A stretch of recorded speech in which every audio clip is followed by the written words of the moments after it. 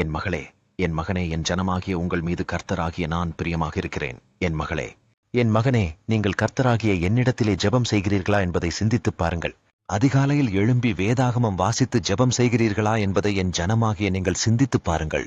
ஜெபத்திலே சோர்ந்து போகிற என் ஜனமாகிய உங்களுக்கு கர்த்தராகிய நான் இன்று வேதாகமத்தில் இருந்து சொல்லுகிறேன். லூக்கா 22:43 அப்பொழுது வானத்திலிருந்து ஒரு தூதன் தோன்றி அவரை பலப்படுத்தினான் என்று எழுதியிருக்கபடியாக, என் மகளே, என் மகனே, கர்த்தராகிய நான் இன்று கூட சோர்ந்து போகிற என் ஜனமாகிய உங்களுக்கு பலப்படுத்துகிற தூதர்களை வைத்திருக்கிறேன் என்று வாக்கு கொடுக்கிறேன். நீங்கள் சோர்ந்து போன நிலைமையில், தனித்து விடப்பட்ட நிலைமையில் கலங்கிக் கொண்டிருக்கிறீர்களா? கர்த்தராகிய நான் தூதர்களை உங்களிடத்திலே அனுப்பி உங்களை பலப்படுத்துவதற்கு அவர்கள் உதவுவார்கள் என்று வாக்கு கொடுக்கிறேன். தேவ தூதர்கள் உங்களை பாதுகாத்து தீங்கு உங்களை அணுகாதபடி வழிநடத்துவார்கள் என்று வாக்கு கொடுக்கிறேன். இன்று கர்த்தரிடத்திலே எப்படி ஜெபிக்க வேண்டும் என்று தெரியாமல் கலங்கிக் கொண்டிருக்கிற என் ஜனமாகிய உங்களுக்கு கர்த்தராகிய நான் சொல்லுகிறேன். உங்களுடைய தனிமை, உங்களுடைய பாரம் எனக்கு தெரியும். சோர்ந்து போயிருக்கிற என் மகளே, என் மகனே, உங்களை பலப்படுத்த கர்த்தராகிய நான் தேவதூதரை இன்றை அனுப்புவேன் என்று வாக்கு கொடுக்கிறேன். அப்பொழுது உங்களுடைய உள்ளத்திலே பெரிய சந்தோஷமும் ஆசீர்வாதமும் உருவாகும் என்று வாக்கு கொடுக்கிறேன். எனக்கு பிரியமானவர்களே, நீங்கள் தனித்து விடப்பட்டவர்களாக இருக்கிறீர்கள் என்று கலங்கிக் கொண்டு இருக்காதீர்கள். கர்த்தருடைய தூதர்கள் உங்களுடன் இருப்பதற்காக நீங்கள் கர்த்தரை நோக்கி துதிக்க வேண்டும். கர்த்தருடைய தூதர்கள் உங்களுடனே இருக்கும் பொழுது நீங்கள் ஏன் கலங்கிக் கொண்டிருக்கிறீர்கள் என்று உங்களை பார்த்து கேட்கிறேன். கர்த்தர் ஆகிய நான் உங்களுடனே பேசிக் கொண்டிருக்கும் பொழுது நீங்கள் சோர்ந்து போகாமல் கர்த்தரிடத்திலே விசுவாசமாக இருங்கள் என்று உங்களுக்கு சொல்லுகிறேன். நீங்கள் கர்த்தரை உறுதியாக பற்றிக் கொள்ளுங்கள்.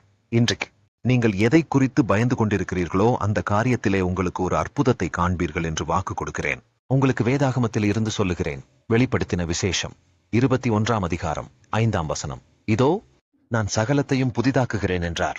பின்னும் அவர், இந்த வசனங்கள் சத்தியமும் உண்மையுமானவைகள் என்று எழுதியிருக்கபடியாக, என் மகளே, என் மகனே, கர்த்தராகிய நான் உங்களுடைய வாழ்க்கையிலே இருக்கக்கூடிய அனைத்து காரியங்களையும் இன்றே புதிதாக்குகிறேன்.